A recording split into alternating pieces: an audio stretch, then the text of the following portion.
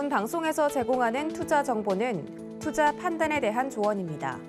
방송에서 제공하는 주식의 가치, 가격 상승 및 가격 하락에 대해서는 방송사에서 보장하지 않습니다.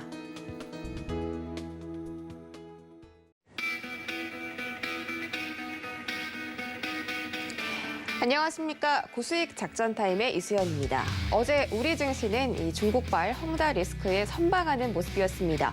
외국인들의 순매수세가 양대 시장에 모두 들어오면서 하락폭을 좀 만회했는데요. 코스피 지수는 0.4% 하락했고 코스닥은 0.9%대 하락으로 거래를 마쳤습니다. 이 외국인들이 6거래 연속 순매수를 들어오고 있다는 점 좋은 소식인 것 같고 또 장 초반에 급등했던 원달러 환율은 5전가량 좀 떨어지는 모습으로 선방하는 모습 보여줬습니다. 뉴욕 증시도 어제 다시 한번 반등하는 모습 나타났는데 다우와 S&P, 나스닥 모두 1%대 상승으로 마무리 지었습니다. 어제는 다양한 경제 지표가 발표가 됐는데 이런 경제 지표에서 좀 약세, 지금 경기가 계속 둔화하고 있다라는 그런 조짐이 나타나고 있기 때문에 앞으로 이 테이퍼링이나 금리 인상에 대해서도 시기가 좀 늦춰지지 않을까 하는 기대감까지 모이고 있습니다. 어제는 10년물 국채 금리가 큰 폭으로 상승하면서 은행주들이 강세를 보였는데요. 과연 오늘자 우리 시장에는 어떤 종목들이 좀 상승하고 하락할지 한번 지켜보도록 하겠습니다. 오늘은 출발하기 전에 본격적으로 버니의 미국 주식 시간을 좀 열어볼까 합니다. 오늘은 첫 번째 시간으로 미국 주식 시간 만나볼 테고요. 지금 잠깐 소개 영상 한번 확인하고 오시죠.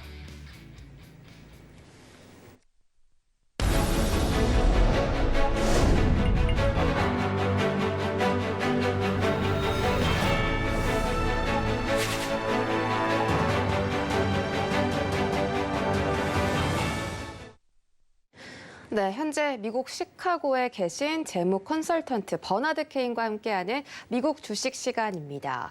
구글에서도 찾아볼 수 없었던 그런 이야기들 저희가 함께 나눠보는 시간이고요. 첫 번째 순서 오늘의 종목 만나보기 전에 한 가지 질문 여쭤보고자 합니다. 자, 지금 알루미늄 가격이 사상 최고치를 경신했습니다. 10년 내 최고치라고 하는데 지금 아프리카 기니가 이 알루미늄의 주요 공급 업체인데 기니에서 쿠데타가 일어났다 보니까 알루미늄에 대한 공급 부족 우려에 이 가격이 상승하고 있는 것으로 확인되고 있습니다. 우리 증시에 있는 종목들도 최근에 시세가 나왔었는데요. 이 미국 선물 시장에는 어떤 영향이 있을까요? Well, let's think about what kind of a country Guinea is. Guinea is loaded with minerals in that country, probably one of the most mineral-rich countries in Africa. It also, believe it or not, has the highest per capita income of any country in Africa, but at the same time, it's got the lowest poverty rate of any country in Africa. And it's completely unstable. The military takes advantage of that country a lot. If we think about why the coup happened because the previous regime was supposed to be doing a good job mining bauxite. Bauxite's what we get to be able to make aluminum. They're the leading bauxite exporting country in the world. But if we think about how poorly mismanaged it is, say for every $100 that comes into the country, $80 goes to construction. And you know, there's all sorts of kickbacks and money stealing that goes on. $2 to $3 goes for education and healthcare. So they're not taking advantage of trying to change the poverty rate, which is so bad in Guinea. But if we just think about aluminum besides that, okay, so this climate change attitude, aluminum is a big component of an investment process in the climate change business. On top of that, China has reduced its smelting because its pollution is so bad. It's reduced its smelting, and therefore there's not as much demand for aluminum that way. But if we also think about India, India is the second largest producing country of bauxite. And they're short on coal. They have a difficult time pulling in coal, and the shipping costs right now are prohibitive, so they're not making as much. So there's a variety of factors that are coming in here all at the same time. If I would guess, I'm going to say that aluminum's near a short-term high.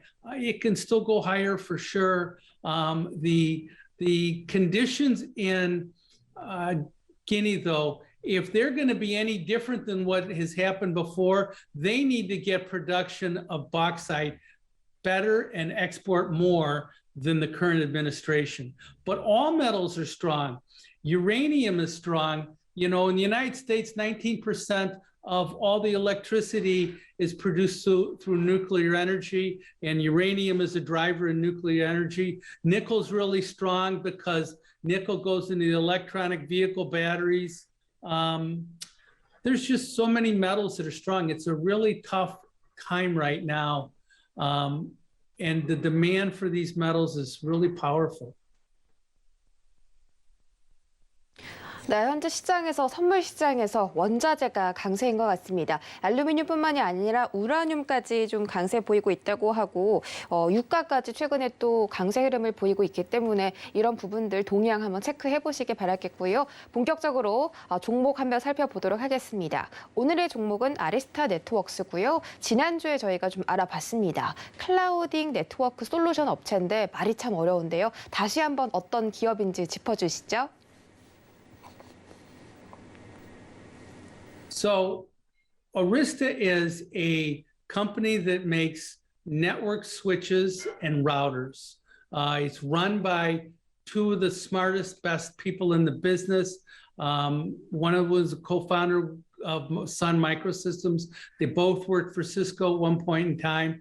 And what makes these routers and switches so great is the fact that the software that goes with them is so powerful and so efficient. That's where Arista separates itself from Juniper and Cisco, the other big hardware companies in that business. Actually, you can almost think of Arista as more of a software company, and they're the leader in these data centers and network campuses.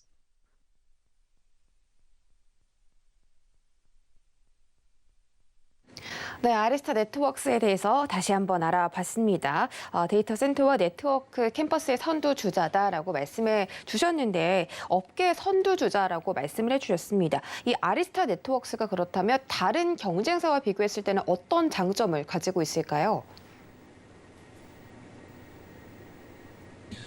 Well, compared to other hardware systems, Arista, because of their software, is more reliable. It's more customizable, and it's easier to monitor.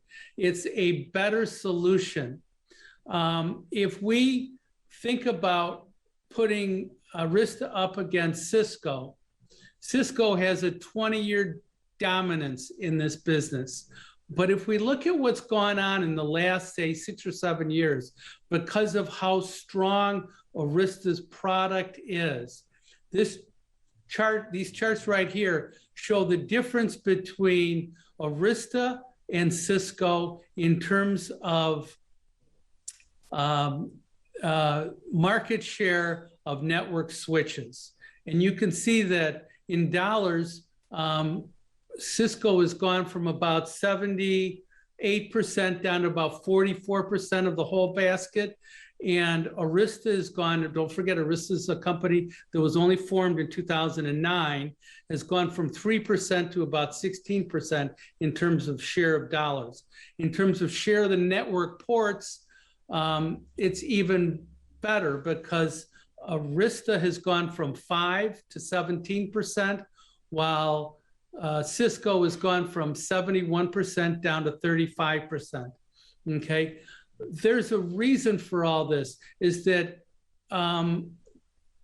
Cisco has legacy machines and everything was custom built, and they had custom chips and everything else, so they're not flexible. Everything has to go and match exactly and fit exactly to what customized work was done, as opposed to Arista, which basically is a completely flexible stuff that goes with third-party parts, but then has the software to be able to optimize those parts better than anybody else. So that's the best way to think about it. This chart right here was done by Gartner Research. Gartner Research is a research firm in this space. And what they did was they tried to look at all the companies that are in this space based on their strength of offering, which is on the vertical axis, and the strength of their strategy, which is on the horizontal axis.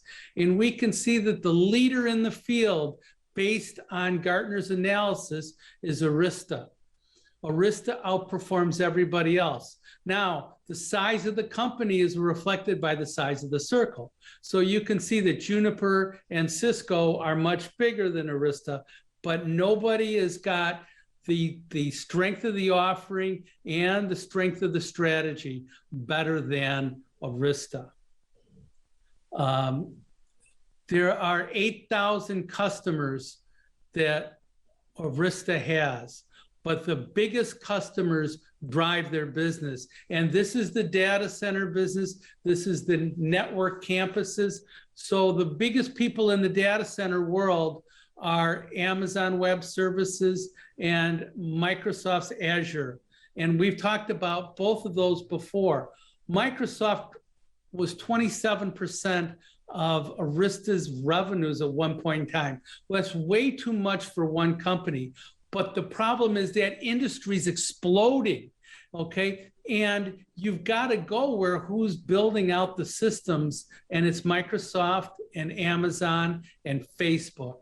So it's to me, it's okay that you're reliant on a few companies for most of your revenue, even though they have 8,000 separate customers.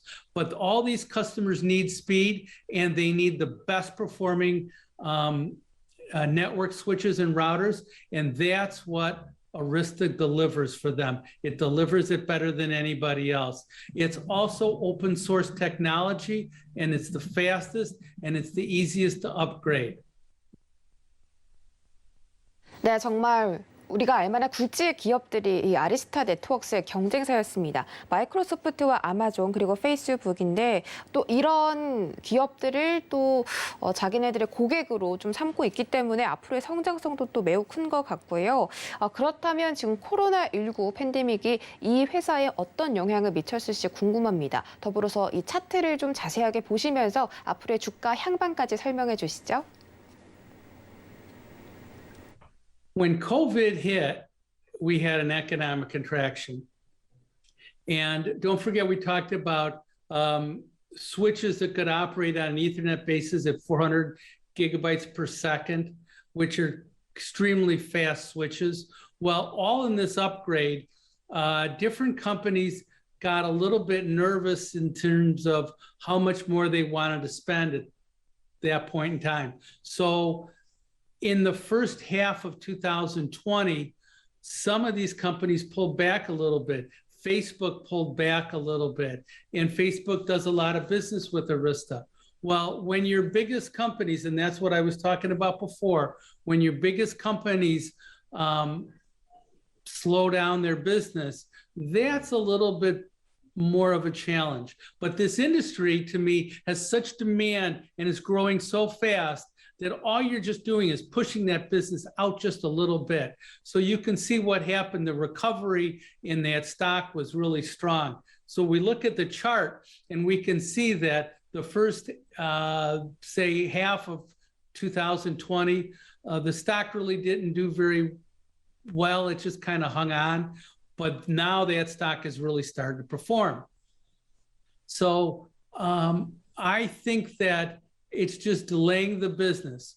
Now, when we think about Arista, what we want to do is compare that stock to other stocks in its field, to the market as a whole, to see that that stock is an outperformer.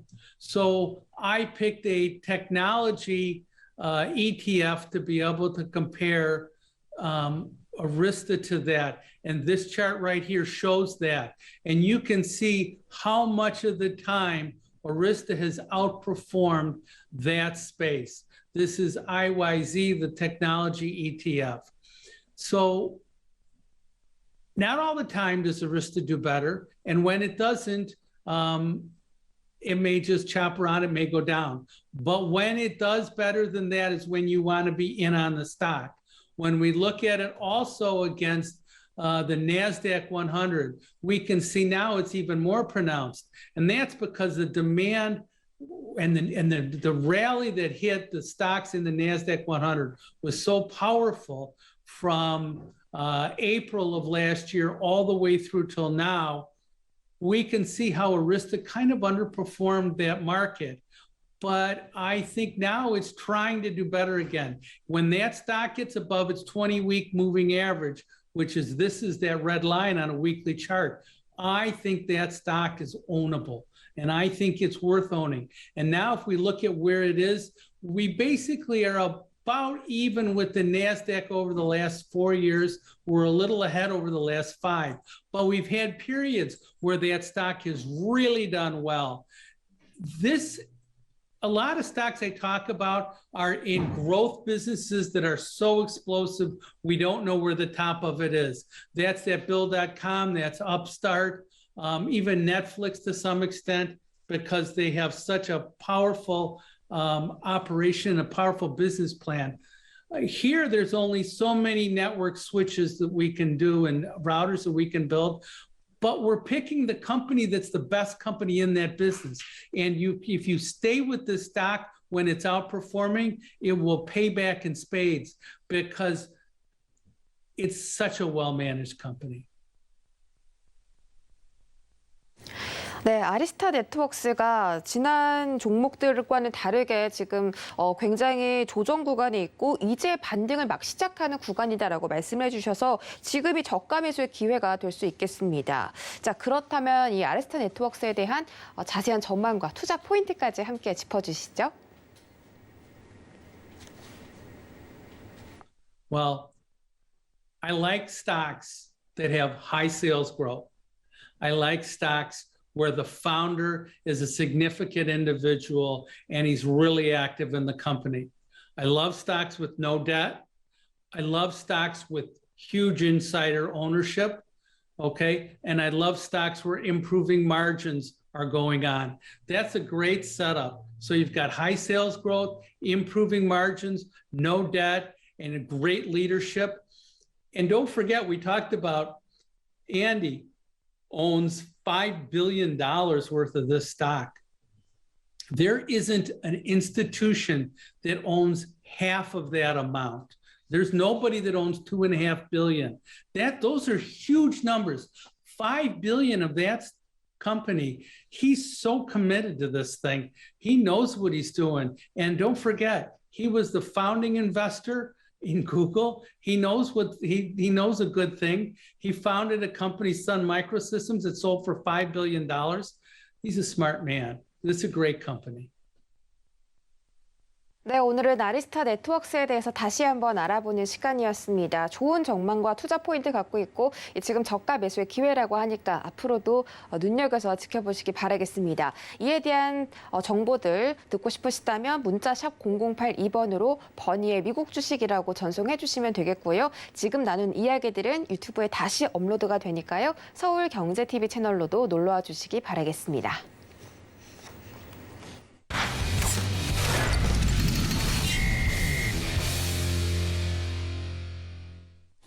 네, 이어지는 시간 허반석의 작전 리포트 시간입니다. 증권가 리포트 분석해드리는 시간이죠. IR 분석이신 허반석 전문위원과 함께합니다. 안녕하세요. 네, 안녕하세요. 네, 반갑습니다. 자, 어제 오늘 베스트 위크 특집이죠. 그동안 소개해드렸던 종목들, 섹터들 중에서 정말 잘 갔던 그런 종목 소개해드리는 그런 시간이고요. 오늘의 업종은 과연 어떤 업종일지 바로 확인해 보시죠.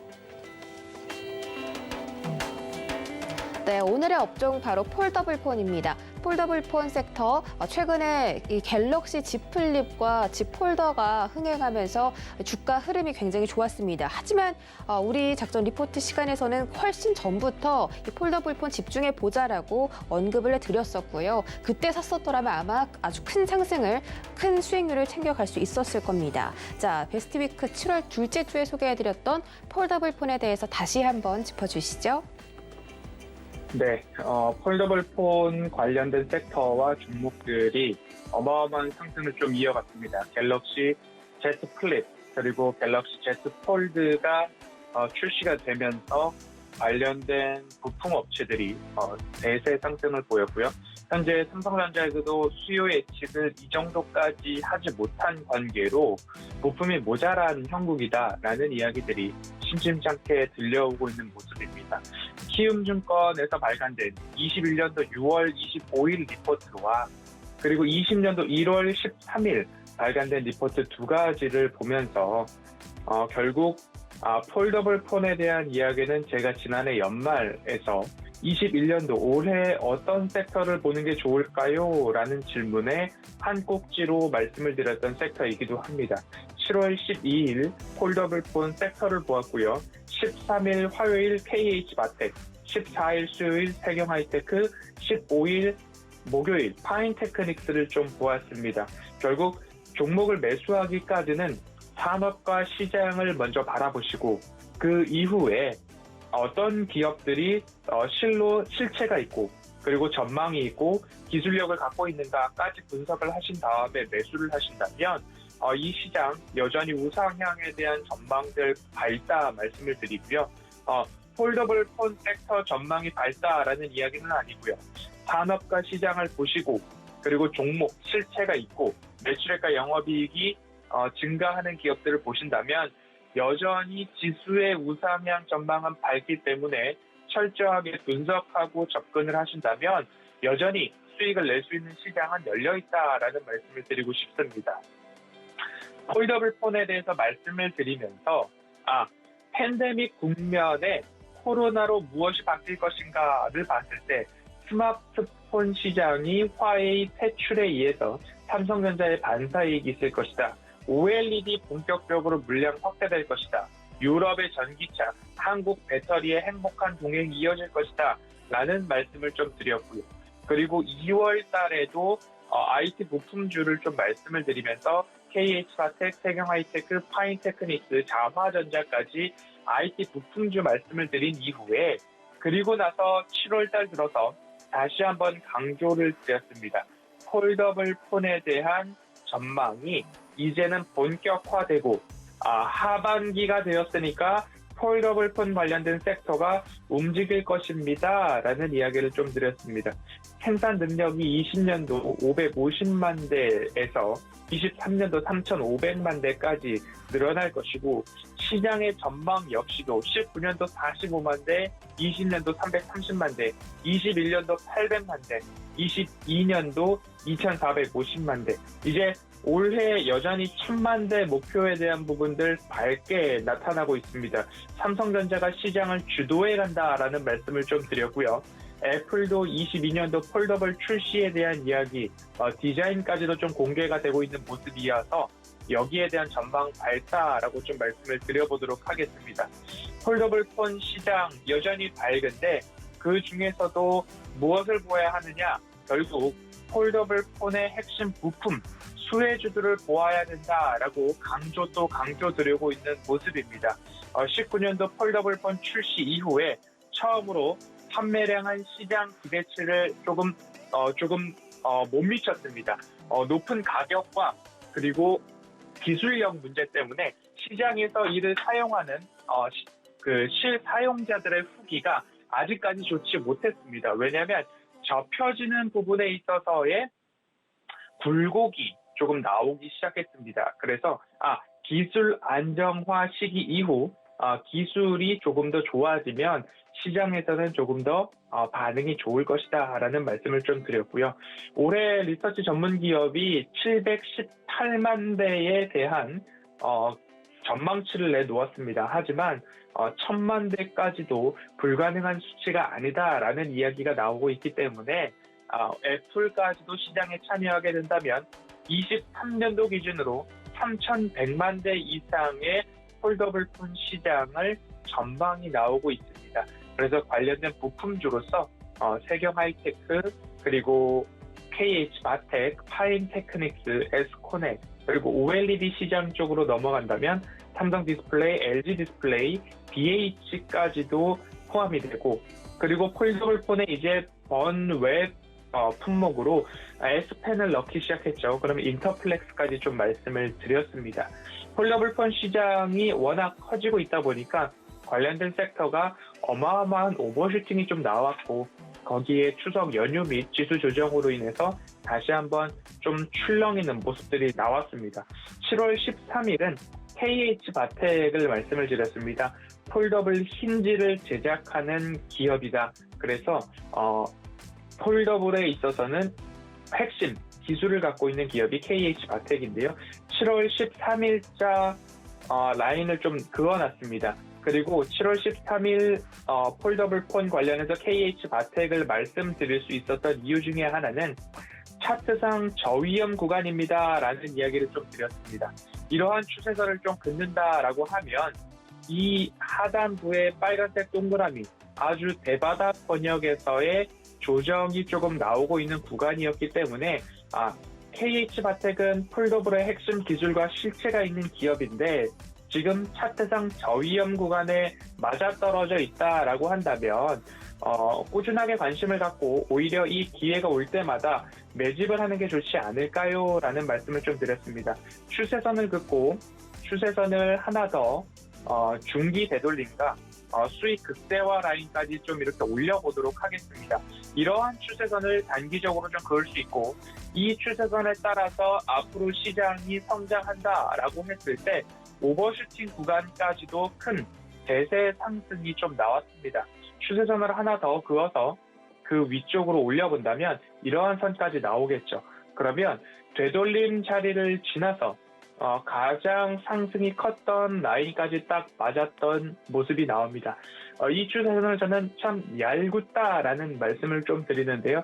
셀트리온도 그렇고요, 카카오도 그렇고요, 네이버도 그렇고, SK 하이닉스, 삼성전자 모두 다 조정이 나온다라고 한다면 이 추세 하단까지 깊은 조정이 나오는 것이 통상 조정을 받을 만큼 받았구나 라는 이야기가 나오기 때문입니다. 상승도 마찬가지죠. 이 대세 상승까지 상승이 나올까에 대한 부분들, 정말로 저기까지 슈팅이 나올까 갸우뚱하게 되지만 여지없이 되돌림 자리를 지나서 추가 상승이 나왔던 모습입니다.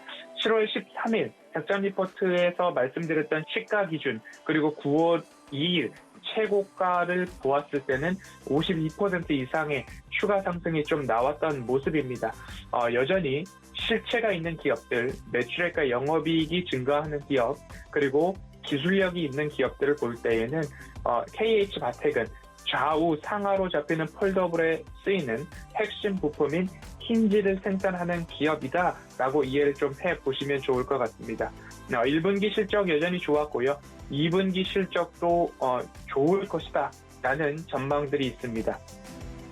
지금 삼성전자에서는 수요 예측에 실패했기 때문에 폴더블 부품 공급에 있어서 부품 조달이 안 되고 있는 상황이다라는 이야기가 나온다라고 서두에 말씀을 드렸습니다. 그러면 실체가 있는 부품 공급사는 3분기, 4분기 여지없이 좋은 성장성을 보이지 않을까. 하지만 너무 큰 상승을 보여주었기 때문에 조정이 어느 정도 나올 만큼 나와야 다시 반등이 나올 수 있다라는 말씀을 좀 드리고 싶습니다. 그렇기 때문에 현재 수익 실현을 하고 보유하지 않고 계신 분들께서는, 시청자분들께서는 앞으로 말씀드릴 KH 바텍, 세경 하이테크, 파인 테크닉스 중에 차트상 저위험 구간에 누가 먼저 도달하느냐를 기다리셨다가 충분히 조정 이후에 접근하셔도 나쁘지 않겠다라는 말씀 꼭 드리고 싶습니다.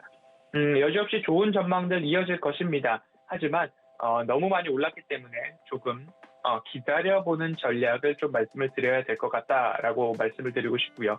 두 번째 기업으로는 7월 14일 말씀드렸던 세경 하이테크입니다. 7월 14일 세경 하이테크로 조금 가보도록 하겠습니다. 7월 14일 라인을 세로줄로 한번 잡아보도록 하겠습니다.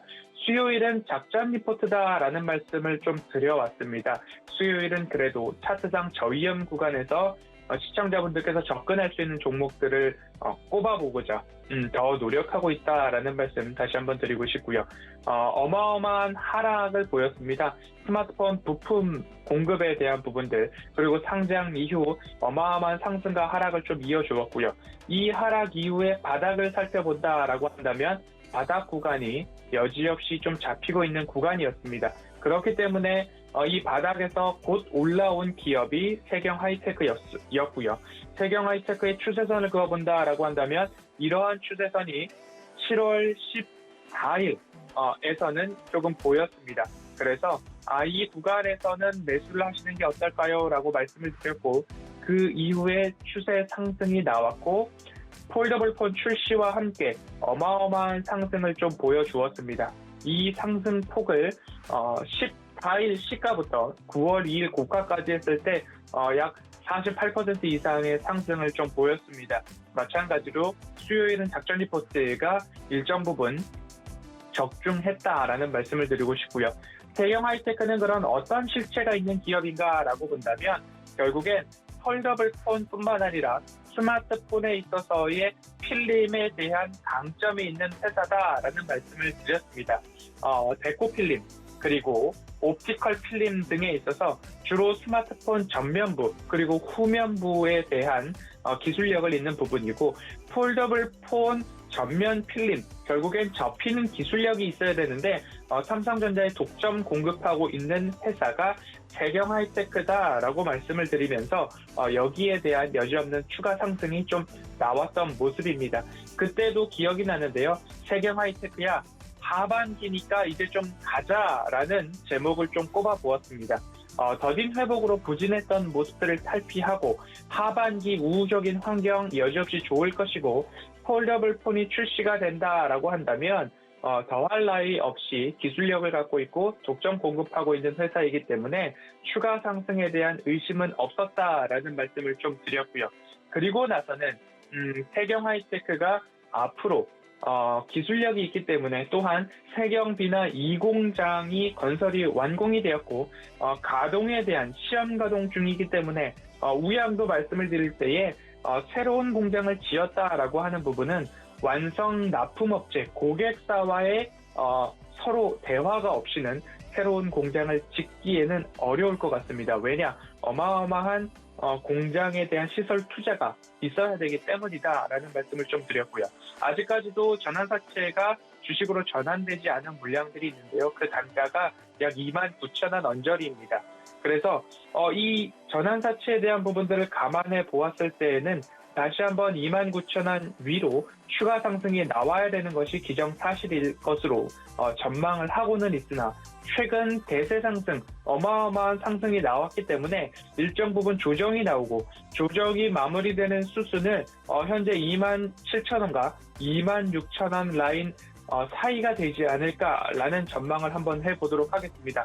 아직까지 보유하고 계시지 않은 분들께서는 일정 부분 조정을 좀 기다리셔야 된다라는 말씀 드리고 싶습니다. 끝으로 7월 15일 말씀을 드렸던 파인테크닉스를 말씀을 드려야 될 것 같습니다. 파인테크닉스는 힌지보다도 OLED 패널을 받쳐주는, 하지만 접을 수 있는 OLED 패널을 받치는 메탈 플레이트를 공급하는 기업이다. 국내에서 이 부분을 공급하는 기업은 파인테크닉스가 유일하다라고 보시면 좋을 것 같고요. 마찬가지로 7월 15일 작전 리포트에서도 말씀을 드렸습니다. 7월 15일을 세로줄로 한번 그어보면요. 목요일입니다. 7월 15일 말씀드릴 때에 그래도 허반덕의 작전 리포트에서는 차트상 저위험 구간에 있는 기업들을 이야기를 해준다라고 했는데, 어느 추세선을 긋는다 하더라도 파인테크닉스는 추세보다는 많이 좀 떠있지 않나라는 생각을 갖게 되는 그런 기업이다라고 이미 말씀을 드렸습니다.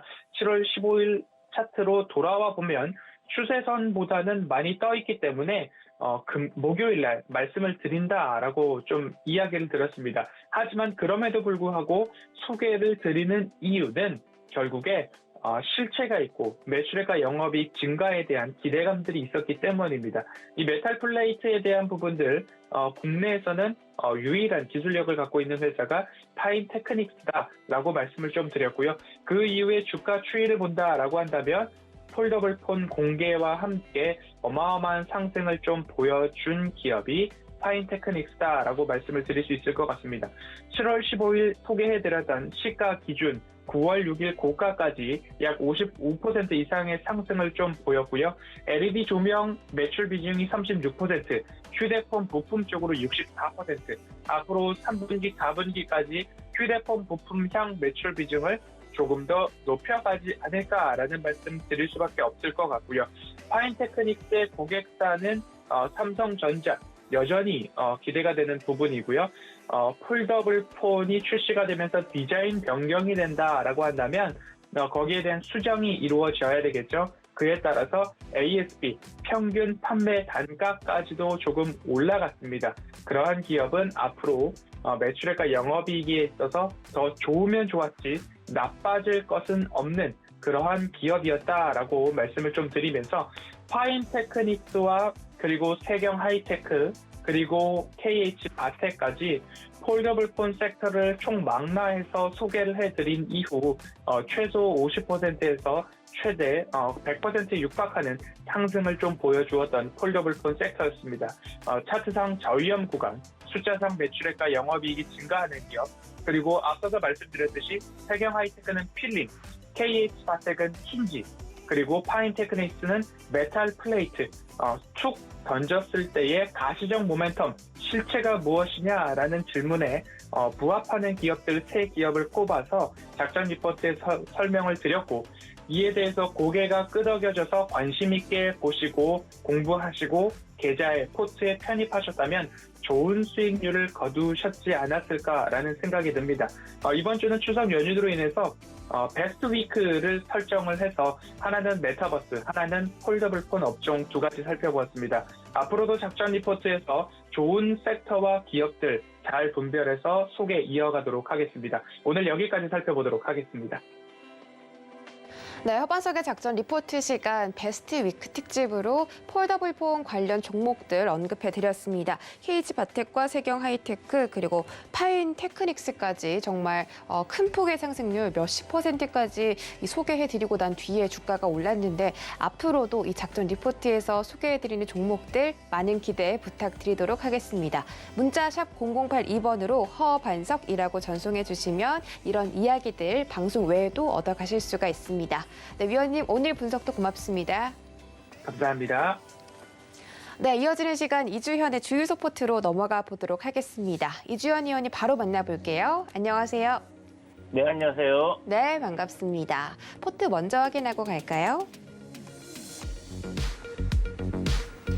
네, 이주현의 주유소 포트 종목들입니다. 동신건설, 삼익 THK, CJ ENM까지 큰 수익률 챙겨가면서 목표 가격에 달성을 했습니다.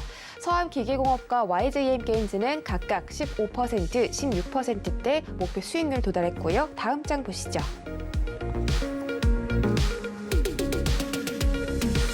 네, 이번 장에서는 태경 BK가 32.8%라는 큰 수익률 챙겨가면서 목표 수익률에 도달했습니다. 나머지 종목들 중에서는 한라홀딩스 그리고 알레비 플러스권에 들어와 있고요. 한라홀딩스가 약간 어제 좀 떨어지면서 수익률이 줄었지만 여전히 20%대 유지하고 있습니다. 다음 장 보시죠. 네, 이번 장은 혼조스입니다. CJ ENM이 2.57% 상승 중이고요. 디스플레이텍이 현재 플러스 1%대 들어와 있습니다. 대용제약 아직까지 계속 부진한 모습 보여주고 있고요. 가장 큰 손실 지금 이 장에서는 기록을 하고 있습니다. 자, 자세한 전략 들어볼게요. 네, 이렇게 종목들 살펴보고 돌아왔습니다. 자, 위원 제가 하나 질문 드려도 될까요? 네네. 네, 혹시 오징어 게임 보셨나요? 아직 못 봤습니다. 아직 못 보셨나요? 저는 추석 연휴 때 이 드라마를 정말 하루 만에 거의 다 봤는데 넷플릭스에서 또 일을 냈더라고요. 정말 재밌게 봤습니다. 자, 이 넷플릭스 오징어 게임이 지금 전 세계적으로 돌풍을 일으키고 있죠. 사상 최초로 미국 넷플릭스에서도 1위를 기록했고 전 세계 순위는 2위를 기록했다고 합니다. 이에 따라서 어제 쇼박스와 버킷 스튜디오가 굉장히 주가 상승세가 대단했고 이 버킷 스튜디오는 또 상한가에 도달하기도 했습니다. 이 외에도 다른 드라마 제작사나 OTT 기업들의 주가도 급등세가 나왔는데 지금 이렇게 돌풍을 일으키고 있는 만큼 주식시장에 대해서 저희가 좀 어떻게 대응을 해보면 좋을까요? 네, 뭐 제가 작년 대강연회 때 12월 달부터 이제 올해는 OTT 관련주들의 그 시대 될 거다. 그러니까 컨텐츠 관련 제작하는 업체들이 굉장히 큰 주목을 받을 거다라고 이야기를 드렸는데요. 뭐 그 이유가 뭐 여러분들 다들 뭐 들으셔서 알고 계신 내용들입니다. 그동안에 이제 우리가 컨텐츠를 제작을 하면 뭐 이제 방송사들, IPTV들에 제공을 하고 인기가 좋을 경우 그런 곳을 통해서 이제 해외로 이렇게 판매가 되고 거기서 또 배급사에서 이렇게 방영을 하거나 하는 그런 부분으로 이제 진행이 되었다면 이제는 우리가 이제 그 기존에 그 폴더블 그냥 일종의 이제 스마트폰 이전에 2G 폰을 사용하다가 스마트폰이 사용이 되면서 게임 회사들이 컴퓨터에서만 할 수 있던 게임들을 만드는 것이 아니라 스마트폰으로 앱스토어를 통해 그냥 쉽게 이렇게 배급을 할 수 있었던 뭐 그런 부분들로 환경이 좀 바뀌었다라고 이야기를 드렸어요. 그러니까 이제 컨텐츠 소비 역시 전 세계에서 만들어지는 이런 컨텐츠들을 OTT라는 그러니까 이제 흔히 우리가 얘기하는 넷플릭스라든지 디즈니 더하기 디즈니 플러스죠. 그리고 우리나라 같은 경우는 티빙 뭐 이런 OTT 업체들을 통해서 전 세계적으로 이제 스트리밍이 된다라는 부분으로 굉장히 그동안에 뭐 진행되어 왔던 그런 사업 형태에서 상당히 좋은 쪽으로 이제 발전된 부분이 있다라고 이야기를 드렸습니다. 그리고 OTT 업체들이 미국에만 200개가 넘게 있어요. 이런 부분들 경쟁이 심화되고 오리지널 컨텐츠를 확보하느냐 못하느냐에 따라서 가입자 수 굉장히 큰 폭으로 달라질 수 있기 때문에 기존의 뭐 큰 기업들 넷플릭스 같은 경우는 보유하고 있는 가입자 유지를 하는데 그리고 신규 가입자들을 늘리기 위해서 새로운 컨텐츠에 어마어마한 돈을 투자를 하고 있다 이렇게 이야기를 드렸거든요.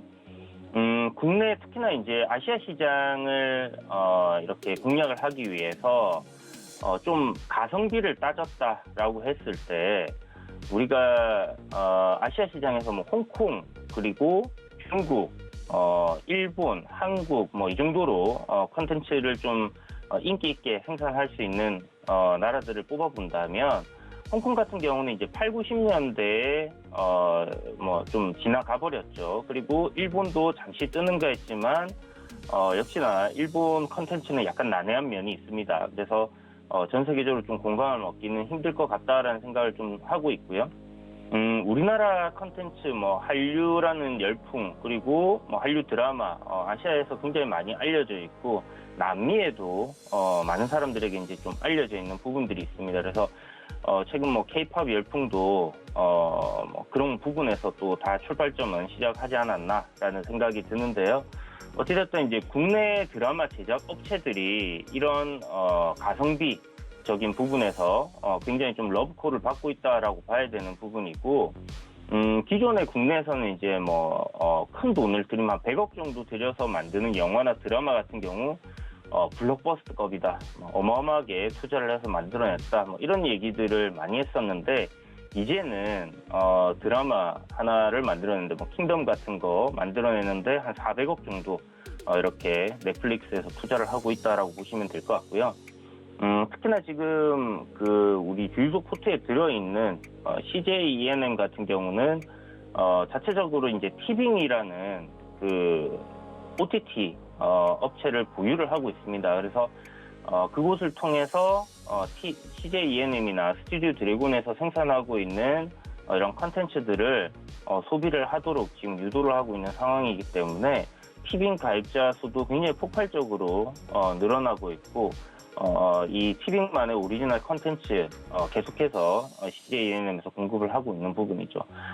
분명히 이러한 변화는 우리가 투지폰을 쓰다가 스마트폰을 바꾸면서 일어난 뭐 정보혁명처럼 그러한 부분에 있어서 좀 큰 틀의 변화가 일어나는 거다라고 생각을 하고 드라마 제작업체라든지 그리고 이런 컨텐츠 제작하는 업체들 게임 회사들도 상당한 IP를 가지고 있습니다. 그래서 언제든지 이런 부분들 그리고 웹툰들도 보유하고 있는 IP를 통해서 드라마 제작을 할 수 있다는 부분을 생각했을 때 충분히 국내에 다양한 이런 웹툰이라든지 컨텐츠를 개발할 수 있는 기업들 생각했을 때 K 컨텐츠 앞으로도 뭐 전 세계적으로 계속해서 좋은 반응을 보일 거다라고 생각이 들고요.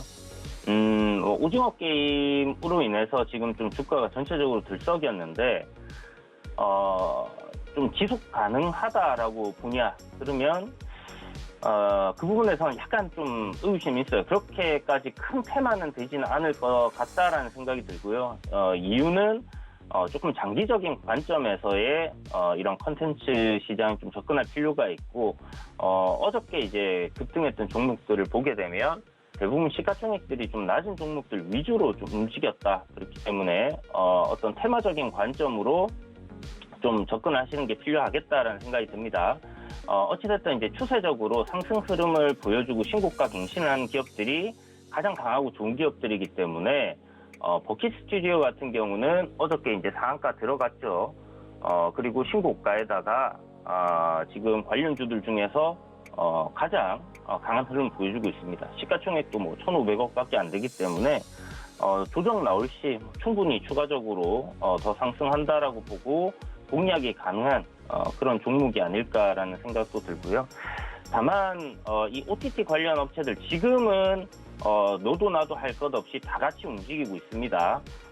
강한 상승 흐름을 보여줄 거고 이런 산업 환경 변화에 따라서 이제 이런 기업들이 전체적으로 주목을 받지만 우리가 이제 뭐 게임 회사라든지 뭐 제약 바이오라든지 이런 부분들을 쭉 지금까지 지켜봤을 때 어떤 기대감에 의해서 테마들이 1차적으로 큰 상승을 하고 나면 그 다음에는 옥석 가리기가 분명히 이루어진다라는 겁니다. 그렇다면 어떤 기업들이 어떤 컨텐츠를 제작을 해서 어느 정도의 수익을 벌었냐 아니면 앞으로 벌 것이냐 하는 이런 부분들이 장기적인 관점에서의 주가 영향을 많이 미칠 수 있다 이렇게 생각을 하시면 좋을 것 같습니다. 그래서 여전히 뭐 실적이 안 나오고 있는 그런 기업들이 많기 때문에 그런 부분들은 이슈적인 측면에서 여러분들이 접근을 하시고요.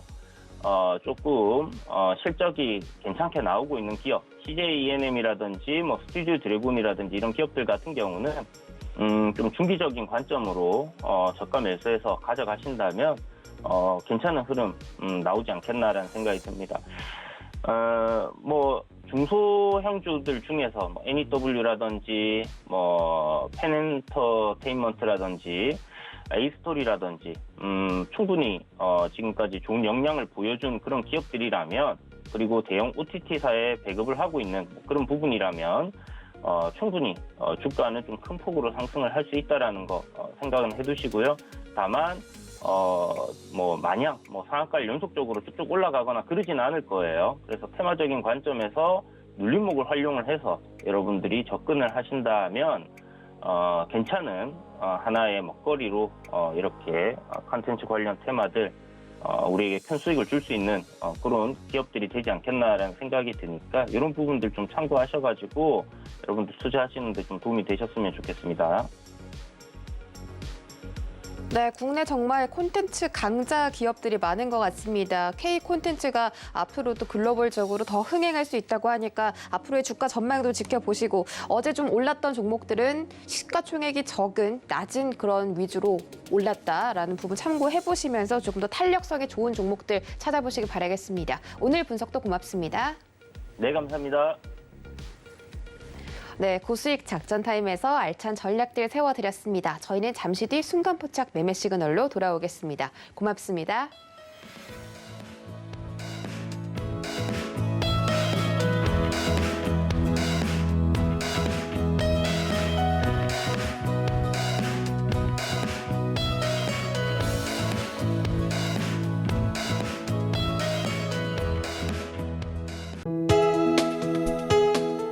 본 방송에서 제공하는 투자 정보는 투자 판단에 대한 조언입니다. 방송에서 제공하는 주식의 가치, 가격 상승 및 가격 하락에 대해서는 방송사에서 보장하지 않습니다.